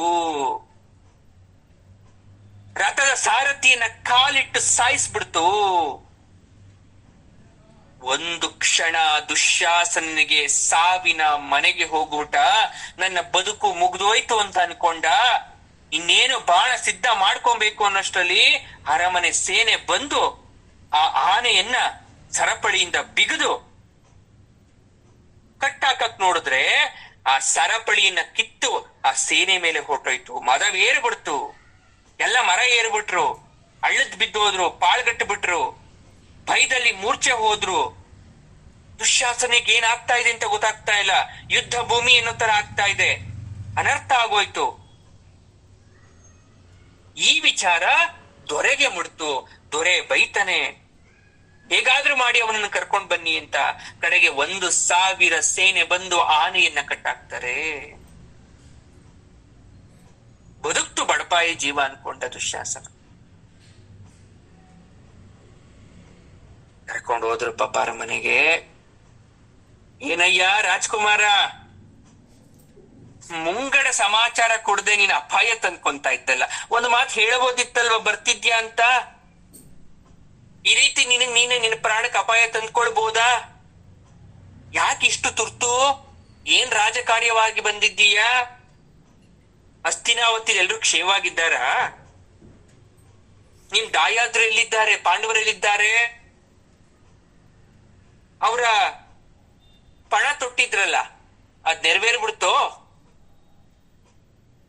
ಅನ್ಯೋನ್ಯವಾಗಿರ್ಬೇಕು ಅಂತ ಅನ್ಕೊಂಡಾಗ ಏನೋ ಒಂದ್ ವಿಘ್ನ ಬರ್ತಾ ಇದೆಯಲ್ಲ. ಈಗ್ಲಾದ್ರೂ ಚೆನ್ನಾಗಿದ್ದೀರೋ? ಹೋಗಿ ಭೀಷ್ಮ ದ್ರೋಣರು ಚೆನ್ನಾಗಿದ್ದಾರ? ಒಂದೇ ಉಸಿರಿಗೆ ಮಾತಾಡ್ದ. ಒಬ್ಬ ದುಶ್ಯಾಸನ ಬಿದ್ದು ಎದ್ದು ಮೈಕೈ ಎಲ್ಲ ನೋವಾಗಿ ಮಣ್ಣಾಗಿತ್ತು. ಆಗ ತಾನೇ ಸ್ನಾನ ಮುಗಿಸ್ಕೊಂಡು ಬಂದು ಕೂತ್ಕೊಂಡು ಮೈಕೈ ತಿಕ್ಕಿಸ್ಕೊಂಡು ಒಂಚೂರು ಮೈಗೆಲ್ಲ ಔಷಧಿ ಹಚ್ಕೊಂಡು ಅಮ್ಮಮ್ಮ ಅಬ್ಬಬ್ಬ ಅಂತ ಕೂತ್ಕೊಂಡಿದ್ದಾನೆ. ಯಾವಾಗ ಒಂದೇ ಸಲ ಇವನು ಮಾತಾಡ್ಬಿಟ್ನೋ ಕಸಿ ಬಿಸಿ ಆಗೋಯ್ತು. ಮುಖ ಎಲ್ಲ ಕಪ್ಪು ಮಾಡ್ಕೊಂಡ್ಬಿಟ್ಟ. ನಾನು ಬಂದಿರೋ ವಿಚಾರ ಕೇಳೋದು ಬಿಟ್ಟು ಇವನೇ ಮಾತಾಡ್ತಾ ಇದ್ದಾನಲ್ಲ ಅಂತ ತಲೆ ತಗ್ಗಿಸ್ತಾನೆ. ಯಾಕೆ ಕುಮಾರ, ಚಿಂತೆಲಿರೋ ತರ ಕಾಣಿಸ್ತಾ ಇದೆ? ಬೇಜಾರಾಯ್ತಾ? ನಮ್ಮ ಸೈನಿಕರಿಗೆ ನೀನ್ ಯಾರು ಅಂತ ಗೊತ್ತಾಗ್ಲಿಲ್ಲ, ಹಾಗಾಗಿ ಹಿಂಸೆ ಕೊಟ್ಬಿಟ್ರೇನೋ? ತುಂಬಾ ನೋವಾಗ್ತಾ ಇದೆಯೇನೋ ನಿನ್ಗೆ? ಹೋಗ್ಲಿ, ಇಲ್ಲಿ ಬಂದಿರೋ ವಿಚಾರ ಹೇಳು. ನಿನ್ ತಂದೆ ವಯಸ್ಸಾಗಿರೋನ್ ಪಾಪ, ಕಣ್ ಕಾಣಿಸ್ತಾ ಇರೋ ಕುರುಡ, ಕ್ಷೇಮವಾಗಿದ್ದಾನ? ನೀನ್ ಅಣ್ಣ ದುರ್ಯೋಧನ, ಅವನ್ ಹೇಗಿದ್ದಾನೆ? ಪಾಪ ಏನ್ ಒಂದೇ ಸಮ ಮಾತು. ದುಶ್ಯಾಸನ ಮಾತಾಡಕ್ ಶುರು ಮಾಡಿದವರೆಯೇ, ನೀನಿರೋದು ದೂರದ ಪರ್ವತ ಪ್ರದೇಶದಲ್ಲಿ, ಕಾಡಲ್ಲಿ, ಬೆಟ್ಟ ಗುಡ್ಡದ ಮಧ್ಯೆ ಇದ್ಯಾ. ನಾವಿರೋದು ಬಯಲು ಸೀಮೆಯ ಗಂಗಾ ತೀರ ಪ್ರದೇಶದಲ್ಲಿ, ಗಂಗಾ ನದಿ ಹರಿತಕ್ಕಂತ ಪ್ರದೇಶ. ಅಲ್ಲಿ ನಡೀತಾ ಇರೋದು ನಿನ್ ಗಮನಕ್ಕೆ ಬಂದಂತಿಲ್ಲ ಬಿಡು. ಆದ್ರೆ ಬೇಗ ಬೇಗ ಹೇಳ್ತೀನಿ ಕೇಳಿಸ್ಕೊ, ವಿವರ ಆಮೇಲೆ ಇರ್ಲಿ. ಈಗ ಯುದ್ಧ ಪಾಂಡವರಿಗೂ ಕೌರವರಿಗೂ. ಪಾಂಡವರು ವನವಾಸ ಅಜ್ಞಾತವಾಸ ಮುಗಿಸಿ ಬಂದಿರ್ಬೋದು, ಆದ್ರೆ ರಾಜ್ಯವನ್ನ ನಾವು ಕೊಡಲ್ಲ. ನಾವು ಗುಲಾಮರಾಗಿರ್ತಕ್ಕಂಥದ್ದು ನಮಗಿಷ್ಟ ಇಲ್ಲ. ಅವ್ರ ಸಂಧಿ ಅಂತಾರೆ, ಅದು ಕಪಟ, ಅದು ಮೋಸ, ಅದು. ನಾವ್ ಯುದ್ಧ ಬೇಕು ಅಂತೀವಿ. ಇಲ್ಲಿ ನನ್ನ ತಂದೆ ಹಿರಿಯನಾಗಿರ್ತಕ್ಕಂಥದ್ದು, ಹಿರಿಯ ಮನೆತನದ ನಮಗೆ ಜಯವಾಗಬೇಕು. ಹಾಗಾಗಿ ಸೇನಾಬಲವನ್ನ ಕೂಡಿಸ್ತಾ ಇದ್ದೀವಿ ಎಲ್ಲಾ ದಿಕ್ಕಿಂದನು. ನೀನು ವೇಕಿ, ಮಹಾ ಗಜಪಡೆ ಇದೆ ನಿನ್ನ ಹತ್ರ. ನೀನು ನಮ್ಮ ಪರ ನಿಂತು ಸಹಾಯ ಮಾಡಬೇಕು ಅಂತ ಹಸ್ತಿನಾಪುರದ ಅರಸರ ಆಸೆ. ದೊಡ್ಡ ಮನಸ್ ಮಾಡಿ ನಮ್ ಕಡೆ ಬರ್ಬೇಕಪ್ಪ ನೀನು. ಯಾಕ ಈಗ್ಲೇ ಯಾಕೆ ಬಂದೆ ಅಂದ್ರೆ, ಸೇನೆ ಪ್ರಯಾಣಕ್ಕೆ ಸಮಯ ಆಗತ್ತೆ. ಆನೆಗಳು ಬೇರೆ ಬೇಗ ಬೇಗ ಹೆಜ್ಜೆ ಹಾಕಲ್ಲ. ಇದು ಪರ್ವತ ಪ್ರದೇಶ, ಭಯಂಕರ ನದಿ, ಚೀಣಿ ಹಾಗೂ ದುರ್ಗಮ ಆದಿ ಬೇರೆ, ಕಷ್ಟವಾದ ದಾರಿ. ಎಲ್ರನ್ನ ಸೇರ್ಸ್ಕೊಂಡು ಪ್ರಯಾಣ ಮಾಡ್ಬೇಕು ಅಂದ್ರೆ ಬಹಳ ಕಷ್ಟ ಆಗತ್ತೆ. ಹಾಗಾಗಿ ಅಣ್ಣ ದುರ್ಯೋಧನ ಹೇಳಿ ಕಳಿಸಿದ್ದಾನೆ, ಎಷ್ಟು ಬೇಗ ಆಗುತ್ತೋ ಅಷ್ಟು ಬೇಗ ಬರ್ಬೇಕಂತೆ. ಬೇಸರ ಮಾಡ್ಕೋಬೇಡಿ, ಮುಂಗಡ ಹೇಳಕ್ ಆಗ್ಲಿಲ್ಲ. ಪಾಂಡವರ ಹಾಳು ಗೂಢಾಚರ್ಯ ಬೇರೆ ಇದೆ. ನಮ್ಮ ಪ್ರಧಾನಿಯಾದಂತಹ ವಿದುರ ಅವ್ರ ಕಡೆ ಇದ್ದಾನೆ, ಮನಸ್ಸು ಅವ್ರ ಕಡೆ. ಒಳ ಶತ್ರು ಅವನೇ ನಮ್ಗೆ, ನಮ್ ಚಿಕ್ಕಪ್ಪನೇ ನಮ್ ಶತ್ರು. ಆದ್ರೆ ವೈರತ್ವ ಕಟ್ಕೊಳಂಗಿಲ್ವಲ್ಲ. ಹಾಗಾಗಿ ನಾನೇ ಗುಪ್ತವಾಗಿ ಬರ್ಬೇಕಾಯ್ತು. ದೊರೆ, ನೀನೇನಾದ್ರೂ ಮನಸ್ಸು ನಮ್ ಕಡೆ ಮಾಡಿದ್ರೆ ಜಯಲಕ್ಷ್ಮಿ ನಮ್ಗೆ ಒಲಿತಾಳೆ. ಒಂದೇ ಉಸಿರಿಗೆ ದುಶ್ಯಾಸನ ತನ್ನ ರಾಯಭಾರ ಬಂದಿರ್ತಕ್ಕಂಥ ವಿಚಾರವನ್ನ ತಿಳಿಸ್ಬಿಟ್ಟ. ಎಲ್ಲ ಮಾತನ್ನ ಕೇಳಿಸ್ಕೊಂತ ಇದ್ದಾನೆ ಭಗದತ್ತ. ಆಮೇಲೆ ಅವನ್ ಮಾತನ್ನ ಆರಂಭಿಸ್ತಾ ಯೋಚಿಸ್ತಾ ಇದ್ದಾನೆ. ಈ ಕಡೆ ಏನ್ ಉತ್ತರ ಕೊಡ್ತಾನಪ್ಪ ಅಂತಕ್ಕಂತ ಮಾತಿಂದ ದುಶ್ಯಾಸನ ಬೆವರ್ತಾ ಇದ್ದಾನೆ. ಇಲ್ಲ ಅಂದ್ಬಿಟ್ರೆ, ನನ್ನ ಅಣ್ಣ ಹೋದ್ರೆ ನನಗ್ ಬೈದು ಬಿಟ್ರೆ, ನೀನ್ ಹೋದ್ರೆ ಒಂದ್ ಕೆಲ್ಸನೂ ಆಗಲ್ಲ ನೀನು ಅಂತ. ಸರಿ, ಭಗದತ್ತ ಯೋಚನೆ ಮಾಡಿ ಮಾತಾಡ್ತಾ ಇದ್ದಾನೆ. ಅವನು ಆಲ್ರೆಡಿ ಮೊದಲೇ ಯೋಚನೆ ಮಾಡಿದ್ದ, ಅವನ್ ಬಂದ್ರೆ ಯಾವ ಉತ್ತರವನ್ನ ಕೊಡ್ಬೇಕು ಅಂತ. ಯಾಕಂದ್ರೆ ಗೂಢಾಚಾರದ ವಾರ್ತೆ ಅವನ ಕಿವಿಗೆ ಬಂದು ತಲುಪಿತ್ತು. ಈ ಕಡೆ ದುಶ್ಯಾಸನ ಮತ್ತು ಒಂದು ಮಾತನ್ನ ಹೇಳ್ದ, ಬೇರೆ ಅರ್ಥ ಕೊಡ್ತವನ್ ಯಾಕೋ ಸುಮ್ನೆ ಇದ್ದಿದ್ ನೋಡಿ. ಅವನ್ ಮೊದ್ಲೇ ದುಡುಕ, ಮುಂಗೋಪಿ, ಆತ್ರಗಾರ. ಇಲ್ಲಿ ಬೇರೆ ಅಪಮಾನ ಆಗೋಯ್ತು, ಶಿಕ್ಷೆ ಆಗೋಯ್ತು, ಮನಸ್ಸು ಕೊತ ಕೊತ ಅಂತ ಕುದೀತಾ ಇತ್ತು. ಈ ಕಡೆ ಭಗದತ್ತ ಏನ್ ಯೋಚನೆ ಮಾಡ್ತಾ ಇದ್ದಾನೆ ಅನ್ನೋ ಕಾಯುವಷ್ಟು ತಾಳ್ಮೆ ಅವನಲ್ಲಿ ಇರ್ಲಿಲ್ಲ. ಆ ಕಡೆ ಎದ್ದುಬಿಟ್ಟ ಪಾಪ ದುಶ್ಯಾಸನ, ಎದ್ದುಬಿಟ್ಟು ಆ ಕಡೆ ಈ ಕಡೆ ಹೋಗಿ ಏಕಾಂತ ಶಾಲೆ ಹತ್ರ ನಿಂತ್ಬಿಟ್ಟ ಪಾಪ ಒಬ್ನೇ. ಏಕಾಂತ ಶಾಲೆ ಹತ್ರ ಒಂದು ಕೊಳ, ಆ ಕೊಳದಲ್ಲಿ 2 ಹಂಸ ಪಕ್ಷಿ. ಅವೆರಡೂ ಕೂಡ ನಾನು ಬೇಗ ಹೋಗ್ತೀನಿ ಅಂತ ಕಿತ್ತಾಡ್ಕೊಂಡು ಮುಂದೆ ಹೋಗ್ತಾ ಇದೆ. ಮೇಲ್ಗಡೆಯಿಂದ ಒಂದು ದೊಡ್ಡ ಗಿಡುಗ ಹೇಗಾದ್ರೂ ಮಾಡಿ 2ರಲ್ಲಿ ಒಂದ್ ಪಕ್ಷಿ ಹಿಡ್ಕೊಂಡ್ಬಿಡ್ಬೇಕು ಅನ್ನೋ ಹೊಂಚಾಗ್ತಾ ಇದೆ. ಈ ವಿಚಾರ ಕೊಳದಲ್ಲಿರ್ತಕ್ಕಂಥ ಹಂಸ ಪಕ್ಷಿ ಗೊತ್ತಿಲ್ಲ. ಅದು ಆ ಹಂಸಗಳ ಸುತ್ತ ಪ್ರದಕ್ಷಿಣೆ ಆಗ್ತಾ ಇದೆ, ತಮಗೋಸ್ಕರ ಕಾಯ್ತಾ ಇದೆ. ದುಶ್ಯಾಸನಿಗೆ ಏನೋ ಅರ್ಥ ಆಗೋಯ್ತು. ಈ ಕಡೆ ಭಗದತ್ತ ಏನ್ ಮಾಡ್ತಾನೆ, ದುಶ್ಯಾಸನ ನಿಂತಿರೋ ಕಡೆನೆ ಬಂದು ಬೆನ್ನಿಂದ ನಿಂತ್ಕೊಂತ. ಯಾರೋ ಬಂದ್ ನಿಂತ್ಕೊಂಡಂಗ ಆಯ್ತಲ್ಲ ಅಂತ ಹಿಂತಿರುಗಿ ನೋಡ್ತಾನೆ, ಅದು ಭಗದತ್ತ. ಭಗದತ್ತ ಮಾತಾಡ್ತಾನೆ, ರಾಜಕುಮಾರ, ನೀನ್ ಕಾಣ್ತಾ ಇರೋದು ಲೋಕದಲ್ಲಿ ನಡೀತಾ ಇರೋ ಸತ್ಯ. ಇದೆರಡು ಹಂಸಗಳಿರ್ಬೋದು ನಿನ್ ಕಣ್ಣಿಗೆ, ಎರಡೂ ಕೂಡ ತಾ ಮುಂದು ಬರಬಹುದು ಅಂತ ಬರ್ತಾ ಇದೆ, ಜಗಳ ಆಡ್ತಾ ಇದೆ.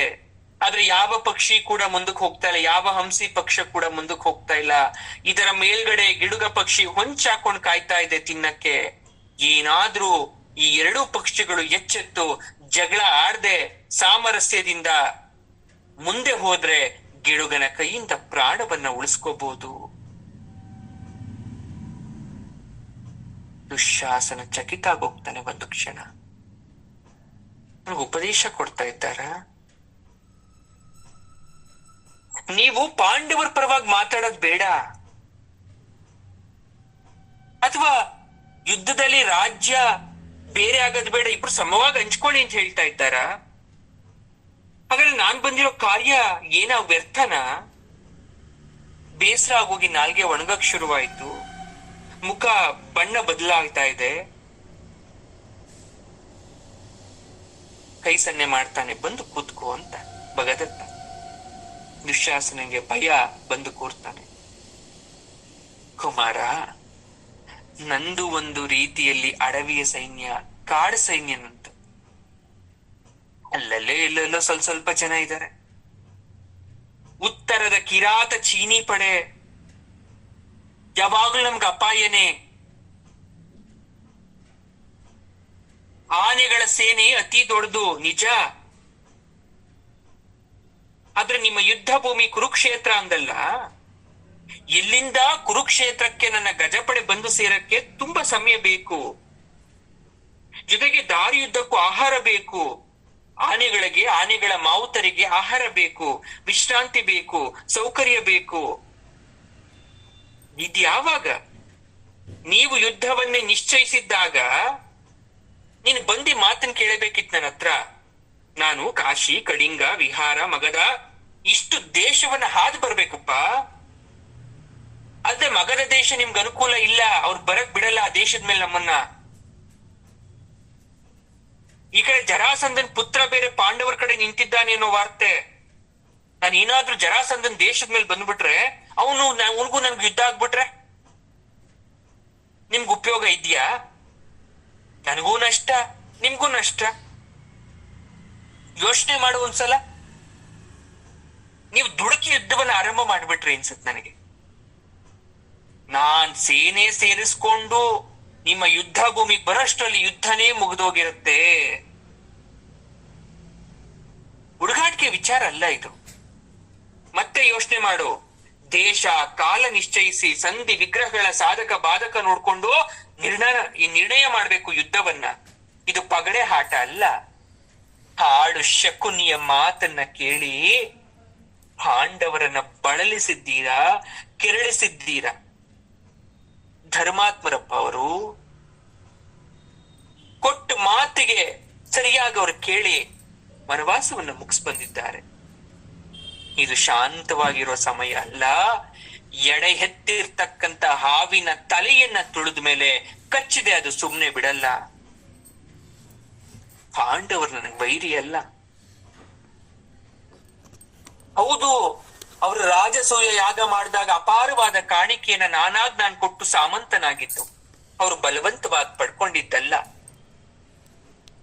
ಅಲ್ಲಿ ಇದು ಸುಲಭವಾಗಿರ್ಲಿಲ್ಲ. ಧರ್ಮಕ್ಕೆ ನಾನು ತಲೆನೋವಾಗಿದ್ದೆ. ನೋಡು ದುಶ್ಯಾಸನ, ನೀನ್ ಒಳ್ಳೆಯವನಾಗಿದ್ರು ನಿನ್ನ ವಂಶದಿಂದ ನಿನ್ನ ಸಮಾಜ ನಿನ್ನ ಗುರ್ಸುತ್ತೆ. ನಿನ್ ತಂದೆ ಕಳ್ಳ ಆದ್ರೆ ಮಗನ್ನ ಕಳ್ಳನ ದೃಷ್ಟಿಲಿ ನೋಡುತ್ತೆ. ಒಂದು ಹೆಣ್ಣು ಕೆಟ್ಟ ಕೆಲಸ ಮಾಡಿದ್ರೆ ಅವಳ ಮಗಳನ್ನು ಅದೇ ದೃಷ್ಟಿಲಿ ನೋಡುತ್ತೆ ಸಮಾಜ. ಹಾಗೆ ನನ್ನ ತಂದೆ ದುಷ್ಟ, ಸಮಾಜ ನನ್ನನ್ನು ಆ ರೀತಿಲಿ ನೋಡ್ತಾ ಇದೆ. ನನ್ನನ್ನು ಯಾರು ಒಪ್ಪಕ್ ತಯಾರಿಲ್ಲಪ್ಪ. ಒಳ್ಳೆಯವನು ಅಂತ ಕರೆಯಲ್ಲ ಯಾರು ನನ್ನನ್ನ. ಆದ್ರೆ ನನ್ನಲ್ಲಿ ಧರ್ಮ ಅನ್ನೋದು ಉಳಿದಿದೆ. ತಂದೆ ಕೆಟ್ಟವನಾದ ಮಾತ್ರಕ್ಕೆ ಮಗ ಕೆಟ್ಟವನಾಗ್ಬೇಕಾಗಿಲ್ಲ. ತಂದೆ ಮೈಯಲ್ಲಿ ಹರಿಯೋ ರಕ್ತ ಮಗನ ಮೈಯಲ್ಲಿ ಹರಿದ್ರೂ ಕೂಡ ಈ ಧರ್ಮ ಸೂಕ್ಷ್ಮತೆ, ಕರ್ಮ ಅಂತಕ್ಕಂಥದ್ದು ಪ್ರತಿಯೊಬ್ಬ ಮನುಷ್ಯನಿಗೂ ಬೇರೆ ಬೇರೆ ಆಗಿರುತ್ತೆ. ಎಲ್ಲ ಒಂದೇನೋದಾದ್ರೆ, ಈಗ ಒಂದು ಸರೋವರ ತಂದೆ ಅಂತ ಅನ್ಕೊಳ್ಳೋಣ. ಆ ತಂದೆಗೆ ಸರೋವರದಲ್ಲಿ ಮೀನು, ಕಪ್ಪೆ, ಮೊಸಳೆ, ಕಮಲದ ಹೂ ಎಲ್ಲ ಮಕ್ಕಳೇ. ಆದ್ರೆ ಎಲ್ರಲ್ಲೂ ಒಂದೇ ಗುಣ ಇಲ್ವಲ್ಲ, ಎಲ್ರಲ್ಲೂ ಕಚ್ಚೋ ಗುಣ ಇಲ್ವಲ್ಲ, ಎಲ್ರಲ್ಲೂ ವಿಷದ ಗುಣ ಇಲ್ವಲ್ಲ. ಹಾಗೆ ನಿಮ್ಮ ಮೇಲೂ ನನಗೆ ವೈರತ್ವ ಇಲ್ಲಪ್ಪ. ನೀನೇ ಯುಧಿಷ್ಠಿರನ ಅಡಿಯಾಳಾಗಿ ರಾಜಸೂಯ ಯಾಗದಲ್ಲಿ ಪಾದದಲ್ಲಿ ಕೂತ್ಕೋ ಅಂತಕ್ಕಂಥ ಪರಿಸ್ಥಿತಿ ಬರುತ್ತೆ. ಬರ್ಸ್ಕೊಳ್ಳಿ, ಉದ್ಧಾರ ಆಗ್ತೀರ. ಯಾವ ಕಾರಣಕ್ಕೋಸ್ಕರ ನಾನು ನಿಮ್ ಜೊತೆ ನಿಂತ್ಬಿಟ್ಟು ಪಾಂಡವ್ರ ಜೊತೆ ಯುದ್ಧ ಮಾಡ್ಬೇಕು ಸ್ಪಷ್ಟಪಡಿಸು ನನಗೆ. ನಿನಗೆ ಮೊದ್ಲೇ ರಾಜಕಾರಣದ ಅನುಭವ ಇಲ್ಲ. ನಿನಗೆ ಚಿಕ್ಕ ಹುಡುಗ, ನೀನು ರಾಜತಾಂತ್ರಿಕ ಮರ್ಯಾದೆ ಕೊಡಕ್ಕೂ ಬರಲ್ಲ ನಿನಗೆ. ನೀನ್ ನಗರ ಪ್ರವೇಶ ಮಾಡ್ದಲ್ಲ, ಅದು ನಿನ್ನ ಗುಣವನ್ನ ತಿಳಿಸ್ಬಿಡ್ತು ನನಗೆ. ಯಾವಾಗ ಈ ಮಾತನ್ನ ಆಡ್ತಾ ಇದ್ರೆ ದುಶ್ಯಾಸನ ಬೆಚ್ತಾ ಇದ್ದಾನೆ, ಬೆವರ್ತಾ ಇದ್ದಾನೆ. ಈ ಮನ್ಸಲ್ಲ ಏನ್ ಹೇಳ್ತಾ ಇದ್ದಾನೆ ಭಗವತ್ತ? ಸಂಧಿ ಮಾಡ್ಕೊ ಅಂತನ? ಅದು ಉಪದೇಶ ಕೊಡೋಕೋಸ್ಕರ ನಾನು ಇಷ್ಟೂರ ಬರ್ಬೇಕಿತ್ತ ಅವನು ಉಪದೇಶ ಕೇಳಕ್ಕೆ? ಅಥವಾ ಅವಮಾನ ಮಾಡ್ತಾ ಇದ್ದಾನ? ಪ್ರಾರಂಭದಲ್ಲಿ ಹೊಡೆತ, ಈಗ ಬೋಧನೆ. ನಾನು ಏನ್ ಮಾಡ್ಬೇಕು? ಕುದೀತಾ ಇದೆ ಒಳಗಡೆ ಮನಸ್ಸು, ಕೊತ ಕೊತ ಅಂತ. ಮುಖ ಕೆಂಪಾಗೋಯ್ತು. ಭಗದತ್ತನಿಗೆ ಅರ್ಥ ಆಯ್ತು, ಇವನಿಗೆ ಬಂತು ಸಿಟ್ಟು ಅಂತ. ರಾಜಪುತ್ರ, ಕೋಪಿಸ್ಕೋಬೇಡ. ಅನೇಕ ವಿಚಾರ ಇಲ್ಲದೆ ಯೋಚನೆ ಮಾಡು. ನನ್ನ ತಂದೆ ನರಕನನ್ನ ದ್ವಾರಕೆಯ ಕೃಷ್ಣ ಕೊಂದಾಗ ನಾನಿನ್ನು ಎಳೆಯ ಬಾಲಕ. ಈ ಕತೆ ನೀನ್ ಕೇಳಿರ್ಬೋದು ಅಷ್ಟೇ. ನೀನು ನನ್ನ ತಂದೆ ಕೃಷ್ಣನ್ಗೆ ಏನ್ ಅಪರಾಧ ಮಾಡಿದ್ದ? ಕೃಷ್ಣನಿಗೂ ನನ್ನ ತಂದೆಗೆ ಸಂಬಂಧನೇ ಇಲ್ವಲ್ಲ. ನನ್ನ ತಂದೆ ಯಾವುದೋ ಒಂದು ರಾಜ್ಯದ ದೊರೆ ಆಗಿದ್ದವನು. ಇವನು ಇಡೀ ರಾಜ್ಯ ನಾಯಕ ಆಗಿರ್ತಕ್ಕಂಥವನು, ಗೊಲ್ಲರಲ್ಲಿ ಬೆಳೆದವ, ಯಾದವ ಅಂತ ಪ್ರಸಿದ್ಧಿ ಪಡ್ಕೊಂಡವನು. ಯಾರಾದ್ರೇನು ನನ್ನ ತಂದೆ ಇಡೀ ಜಗತ್ತಿಗೆ ಅಧೀಶ್ವರನಾಗ್ತಕ್ಕಂಥ ಬಯಕೆ ಇತ್ತು. ಅದು ಪ್ರತಿಯೊಬ್ಬ ರಾಜನಿಗೂ ಇರೋದಲ್ವಾ. ನಾನು ಇಡೀ ಭೂಮಂಡಲವನ್ನೇ ವಶಪಡಿಸ್ಕೊಬೇಕು ಅಂತಕ್ಕಂಥ ಆಸೆ ಇರೋದು ಸಾಮಾನ್ಯ ಅಲ್ವಾ? ಯಾಕೆ ನೀನ್ ಅಣ್ಣ ದುರ್ಯೋಧನಿಗಿಲ್ವಾ? ಜರಾಸಂಧನಿಗಿರ್ಲಿಲ್ವಾ? ನೋಡಿ, ಮನುಷ್ಯನ ಸಹಜ ಆಸೆ ಅದು. ಎಲ್ಲ ನನಗೆ ಬೇಕು, ಆಸ್ತಿ, ಹಣ, ಅಂತಸ್ತು ನನಗೆ ಬೇಕು, ಜಗತ್ತಲ್ಲಿರ್ತಕ್ಕಂಥ ಎಲ್ಲ ಸಂತೋಷ, ಭೋಗ ವಸ್ತು ನನಗೆ ಬೇಕು ಅಂತ ಬಯಸೋದು ಆಸೆ, ಮನುಷ್ಯ ಸಹಜ ಗುಣ. ಆದ್ರೆ ಇಡೀ ಜಗತ್ತು ನನ್ನ ತಂದೆಗೆ ಏನಂತ ಪಟ್ಟ ಕೊಡ್ತು? ರಾಕ್ಷಸ ಅನ್ನೋ ಪಟ್ಟ ಕೊಡ್ತು. ಆಸೆ ಪಟ್ಟಿದ್ ಮಾತ್ರಕ್ಕೆ ನನ್ನ ತಂದೆ ರಾಕ್ಷಸನ? ದಿಗ್ವಿಜಯ ಮಾಡ್ಬೇಕಾದ್ರೆ, ಒಂದೊಂದ್ ದೇಶದ ಮೇಲೆ ಹೋಗಿ ಯುದ್ಧ ಮಾಡಿ ಗೆಲ್ಬೇಕಾದ್ರೆ ಕೆಲವೊಂದಷ್ಟು ತರುಣಿಯರು ಅವನ ಕಣ್ಣಿಗೆ ಬೀಳ್ತಾರೆ, ಹೆಣ್ಮಕ್ಳು ಕಣ್ಣಿಗೆ ಬೀಳ್ತಾರೆ. ಅವರಾಗವರೇ ನನ್ನ ತಂದೆ ಜೊತೆ ಬರ್ತಾರೆ. ರಾಜನಿಗೆ ಬಹುಪತ್ನಿತ್ವ ಅಂತ ರಾಜಧರ್ಮ ಹೇಳುತ್ತೆ. ರಾಜ ಎಷ್ಟು ಬೇಕಾದ್ರೂ ಮದ್ವೆ ಆಗ್ಬೋದು ಅಂತ. ಕೃಷ್ಣನಿಗೆ ಯಾರು ಚಾಡಿ ಹೇಳಿದ್ರು? ಹೋಗಿ ಏನು ಪ್ರೇರಣೆ ಆಯ್ತು ಕೃಷ್ಣನಿಗೆ? ದಿಗ್ವಿಜಯ ಕಾಲ ಮಾಡ್ಬೇಕಾದ್ರೆ ಇಂದ್ರನೇ ಸೋತೋಗ್ಬಿಟ್ಟ ನನ್ನ ತಂದೆ ನರಕಾಸುರನ್ಗೆ. ವರುಣ ಸೋತೋದ್ರ.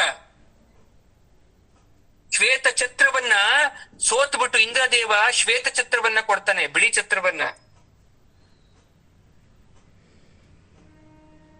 ಏನ್ ಬಿಳಿ ಛತ್ರಿ, ಏನ್ ಮಳೆ ಬಂದಾಗ ಹಿಡ್ಕೊಳಕ್ ಕೊಟ್ನ ಅವನು? ಇಂದ್ರ ತಾಯಿಯ ಕಿವಿ 2 ಓಲೆ ಗುರುತುಗೋಸ್ಕರ ಇಂದ್ರ ವರುಣನನ್ನ ತಂದು ನನ್ನ ತಂದೆಗೆ ಒಪ್ಪಿಸ್ತಾರೆ. ಇದರಲ್ಲಿ ಯಾರ ಗಂಟು ಹೋಗಿರ್ಲಿಲ್ವಲ್ಲ? ಯಾರಿಗೇನಾಗ್ಬಿಟ್ಟಿತ್ತು? ದೇವ್ರ ಮನೇಲಿ ಇಟ್ಟಿದ್ದು ನಮಗೂ ದೇವ್ರೆ, ನಾವು ದೇವ್ರನ್ನ ಪೂಜೆ ಮಾಡ್ತಿದ್ವಿ. ಆದ್ರೆ ಅವರವರ ಭಾವನೆಗೆ ದಿಕ್ಕು ತೋರಿಸಿ ಬಲ ಕೊಡೋದು, ಭರವಸೆ ಕೊಡೋದು, ನಮ್ಮ ಜೀವನಕ್ಕೆ ಆಧಾರ ಆಗಿರ್ತಕ್ಕಂಥದ್ದು ಒಂದು ಶಕ್ತಿ ಇದೆ, ನಮ್ಗೆ ಕಾಣದೇ ಇರೋ ಶಕ್ತಿ ಇದೆ. ಅದನ್ನ ಪ್ರತಿಯೊಬ್ರು ಒಪ್ಲೇಬೇಕು. ಏನಿ ಕೃಷ್ಣ ಸಾಮಾನ್ಯನ? ಒಬ್ಬ ಸ್ತ್ರೀಗಾಗಿ ದೇವಲೋಕದ ಒಂದು ಮರ ಪಾರಿಜಾತ ವೃಕ್ಷವನ್ನೇ ಅಪಹರಿಸಿ ತಂದ್ಬಿಟ್ಟ ಭೂಲೋಕಕ್ಕೆ. ಇಂದ್ರಲೋಕದಲ್ಲಿ ಇತ್ತು, ಅಪಹರಿಸಿ ತಂದ ಕೃಷ್ಣ ಭೂಲೋಕಕ್ಕೆ. ಒಬ್ಬ ಸ್ತ್ರೀ ಕೇಳಿದ್ಲಲ್ಲ ಅಂತ, ಅದರ ಪರಿಮಳಕ್ಕೆ ಮಾರು ಹೋದ್ಲಲ್ಲ ಅಂತ. ನನ್ನ ತಂದೆ ಅದಿತಿಯ ಕುಂಡಲಗಳನ್ನ, ವರುಣನ ಛತ್ರಿನ ತಂದಿದ್ದು ತಪ್ಪಾಗೋಯ್ತಾ? ಕೃಷ್ಣ ತರಬಹುದು ಪಾರಿಜಾತ ವೃಕ್ಷವನ್ನ, ನನ್ ತಂದೆ ನರಕಾಸುರ ತಂದಿದ್ ತಪ್ಪಾಯ್ತಾ? ಇವ್ನು ಮಾತಾಡ್ತಾ ಇದ್ರೆ ದುಶ್ಯಾಸನಿಗೆ ಒಂದು ಭರವಸೆ ಕಾಣಿಸ್ತು ಒಳಗಡೆ. ಇವನು ಕೃಷ್ಣನಿಗೆ ಸವಾಲಾಗ್ತಾನೆ. ಏನೋ ಅನ್ಕೊಂಡಿದ್ದೆ, ನಮ್ಮ ಹತ್ರ ಒಲಿದೇ ಇದ್ರು, ಪಾಂಡವರ ಮೇಲೆ ಪ್ರೀತಿ ಇದ್ರು, ಕೃಷ್ಣನ ಮೇಲಿರೋ ದ್ವೇಷ ಸಾಕಿವನಿಗೆ. ಒಳಗಡೆನೇ ನಗು, ಕುತೂಹಲದಿಂದ ಕೇಳ್ತಾ ಇದ್ದೆ ನೀನು ಏನ್ ಹೇಳ್ತಾನೋ ಅಂತ. ಈ ಕಡೆ ತಂದೆನ ನೆನಪು ಮಾಡ್ಕೊಂಡಂತ ಭಗದತ್ತನಿಗೆ ಕಂಗಳಲ್ಲಿ ನೀರ್ ತುಂಬ್ತಾ ಇದೆ. ಎಷ್ಟೇ ಆದ್ರೂ ರಾಕ್ಷಸನಾದ್ರೂ ಕೂಡ ತಂದೆ. ಮಾತಾಡ್ತಾನೆ, ನೋಡಪ್ಪ ದುಶ್ಯಾಸನ, ನನ್ ತಂದೆ ಯಾವತ್ತು ಯಾರನ್ನು ವಿನಾಕಾರಣ ಹಿಂಸೆ ಕೊಟ್ಟವನಲ್ಲ. ಅವನು ವಿಜಯದ ಆಸೆ, ಯುದ್ಧದಲ್ಲಿ ಗೆಲ್ಲಬೇಕು ಅಂತಕ್ಕಂಥ ಆಸೆ ಇತ್ತು ನಿಜ. ರಾಜರಿಗೆ ಭೋಗ ವಿಲಾಸ ಅಪರಾಧ ಅಲ್ವಲ್ಲ. ಆದ್ರೆ ಈ ಕೃಷ್ಣ ಬಂದು ನಮ್ಮ ಸೇನೆಯನ್ನೆಲ್ಲ ನಾಶ ಮಾಡ್ದ. ನಗರ ರಕ್ಷಕನಾಗಿರ್ತಕ್ಕಂಥ ಮುರ ಅಂತಕ್ಕಂಥ ರಾಕ್ಷಸರನ್ನ ಕೊಂದ. ಮುರಾರಿ ಅಂತ ಬೇರೆ ಪಟ್ಟ ತಗೊಂಡ. ನನ್ನ ತಂದೆಯನ್ನ ಕೊಂದ. ಆಗ ಯಾರು ನನ್ನ ತಂದೆಯ ಸಹಾಯಕ್ಕೆ ಬರ್ಲಿಲ್ಲ. ಅವಾಗ್ಲೂ ಈ ಗಜಸೇನೆ ಇತ್ತಲ್ಲ, ಏನಾಗಿತ್ತು ಈ ಗಜಸೇನೆ? ರಕ್ಷಿಸ್ತಾ? ಭಗದತ್ತನ ಕಣ್ಣಿನಿಂದ ನೀರಿನ ಹನಿಗಳು ಹೋಗ್ಬೇಕಾದ್ರೆ ಈ ಸನ್ನಿವೇಶವನ್ನ ನೋಡಿದಂತಹ ದುಶ್ಯಾಸನ ಮನಸ್ಸಲ್ಲಿ ಆಶ್ಚರ್ಯದಿಂದ ಅನ್ಕೊಂತಾ ಇದ್ದಾನೆ. ಏನೋ ಕಣ್ಣೀರ್ ಹಾಕ್ತಾ ಇದ್ದಾನೆ ಅಂದ್ರೆ ಇನ್ನೂ ಏನೋ ಇದೆ ಅವನ್ ಮನ್ಸಲ್ಲಿ. ಕೇಳ್ತಾ ಇದ್ದಾನೆ, ಆಲಿಸ್ತಾ ಇದ್ದಾನೆ. ರಾಜಪುತ್ರ, ಈ ಲೋಕ ಶ್ರೀಕೃಷ್ಣನನ್ನೇ ಶ್ರೀಮನ್ ನಾರಾಯಣ ವಿಷ್ಣು ಅಂತ ಕರೀತಾರೆ. ನನಗೂ ಗೊತ್ತು, ಕೃಷ್ಣನೇ ವಿಷ್ಣು ಅಂತಕ್ಕಂಥ ಸತ್ಯ ನನಗೆ ಗೊತ್ತು. ಮಹಾವಿಷ್ಣು ನನ್ನ ತಂದೆಗೆ ಕೊಟ್ಟಂತಹ ಅಸ್ತ್ರ ನನ್ನ ಹತ್ರ ಇನ್ನೂ ಇದೆ. ಅದೇ ನಾರಾಯಣಾಸ್ತ್ರ ಅಥವಾ ವೈಷ್ಣವಾಸ್ತ್ರ. ಅದರ ಪ್ರಯೋಗ ಈವರೆಗೂ ಭೂಮಂಡಲದಲ್ಲಿ ಯಾರೂ ಮಾಡಿಲ್ಲ. ಹಾಗಾಗಿ ನಾನು ವಿಷ್ಣು ಶಕ್ತಿಯನ್ನ ಕಂಡಿಲ್ಲ. ಅವನು ಮಹಾಮಾಯಾವಿ ಅನ್ನೋದು ಗೊತ್ತು ನನಗೆ. ವಂಚಕ, ಮೋಸಗಾರ ಅಂತಕ್ಕಂಥದ್ದು ಲೋಕಕ್ಕೆ ತಿಳಿದಿದೆ. ಕಂಸ ಸೋದರ ಮಾವ, ಜರಾಸಂಧ ಅಳಿಯ, ಯಾದವರ ದೊರೆ. ಹೋಗ್ಲಿ, ಅವ್ರವ್ರ ಮಧ್ಯೆ ಏನಿತ್ತು? ಕಂಸನನ್ನು ಕೊಂದಂತ ರೀತಿ, ಜರಾಸಂಧನನ್ನ ಕೊಂದಂತ ರೀತಿ, ಕಾಲೇಯವನನ್ನ ಕೊಂದದ್ದು ಯಾರಿಗ್ ಗೌರವ ತರ್ತಕ್ಕಂಥ ವಿಚಾರ ಇದು? ಈಗ ನಿಮ್ಮ ಯುದ್ಧದಲ್ಲಿ ಕೃಷ್ಣನ್ ಯಾಕೆ ಪಾಲ್ಗೊಂಡ್ಸ್ರಿ? ನೀವ್ ದಾಯಾದಿಗಳು, ನೀವ್ ಯುದ್ಧ ಮಾಡ್ತಿರೋ, ರಾಜ್ಯವನ್ನ ತಗೊಂತಿರೋ ಸರಿ. ಕೃಷ್ಣ ಯಾಕೆ ಬರ್ಬೇಕಿತ್ತು ನಿಮ್ಮ ಮಧ್ಯ? ಯಾದವರಿಗೂ ಹಸ್ತಿನಾವತಿಯರ ಈ ಕುರುವಂಶದವ್ರಿಗೂ ಏನ್ ಸಂಬಂಧ ಇತ್ತು? ಏನ್ ನಿಲ್ತಾನೆ? ಯಾರ ಪರ ನಿಲ್ತಾನೆ? ಯಾರ ಪರ ಯುದ್ಧ ಮಾಡ್ತಾನಂತೆ? ಹಾಗಾದ್ರೆ ಅವನು ಸುಮ್ನೆ ಇರೋನಂತೂ ಅಲ್ಲ. ಅವನು ಪಾಂಡವರು ಸ್ವಂತ ಸಂಬಂಧಿಗಳು, ಅತ್ತೆ ಕುಂತಿ ಮಕ್ಕಳು. ಮಾಯಾಶಕ್ತಿ ಪ್ರಯೋಗ ಮಾಡ್ತಾನೆ ಅವನವ್ರ ಪರ ನಿಂತ್ಕೊಂಡು. ನಿಮ್ಮನ್ನೆಲ್ಲ ಕೊಲ್ತಾನೆ, ನೋಡ್ತಾ ಇರಿ. ಅವನು ನೇರವಾಗಿ ಯುದ್ಧಕ್ಕೆ ನಿಂತ್ರೆ ನಾನು ನಿಮ್ ಕಡೆ ಬರ್ತೀನಿ, ನಿಮ್ ಕಡೆ ನಿಂತು ಹೋರಾಡ್ತೀನಿ. ಅವನು ಯುದ್ಧದಲ್ಲಿ ನಿಲ್ಲಿಲ್ಲ ಅಂದ್ರೆ ನಿಮ್ಮ ವ್ಯಾಜ್ಯದಲ್ಲಿ ನಾನು ತಲೆ ಹಾಕೋದಿಲ್ಲ ಹೇಳಬಿಟ್ಟ ಕಟ್ಟಿಟ್ಟುಂಡು ಮಾಡ್ತೇನೆ. ದುಶ್ಯಾಸನ ಬೆರಗಾದ. ಏನು ಹೇಳಕ್ ಅವನು ತೋಚ್ತಾ ಇಲ್ಲ. ಸ್ವಲ್ಪ ಗಾಬರಿ ಕೂಡ ಆಗ್ತಾ ಇದೆ. ನಾನು ಏನಾದ್ರೂ ನಮ್ಮ ಅಣ್ಣನಿಂದ ಏನಾದ್ರೂ ಕೇಳ್ಕೊಂಡ್ ಬರ್ಬೇಕಿತ್ತ? ಈ ವಿಚಾರ ಯಾವ್ದು ನನಗೆ ಹೇಳಲೇ ಇಲ್ವಲ್ಲ ಅವನು. ಈಗ ನಾನು ಏನಾದ್ರೂ ಮಾತಾಡಿದ್ರೆ ತಪ್ಪಾಗುತ್ತಾ, ಸರಿ ಆಗುತ್ತಾ? ಭ್ರಮೆ. ಸ್ವಲ್ಪ ಯೋಚನೆ ಮಾಡಿ ದುಶ್ಯಾಸನ ಹೇಳ್ತಾನೆ, ದೊರೆ, ನೀನ್ ಹೇಳ್ತಾ ಇರ್ತಕ್ಕಂಥ ಮಾತಲ್ಲಿ ಒಂದು ತಪ್ಪು ಕಾಣಿಸ್ತಾ ಇಲ್ಲ ನನಗೆ. ಎಲ್ಲ ಸರಿಯಾಗಿ ಹೇಳ್ತಾ ಇದ್ಯಾ.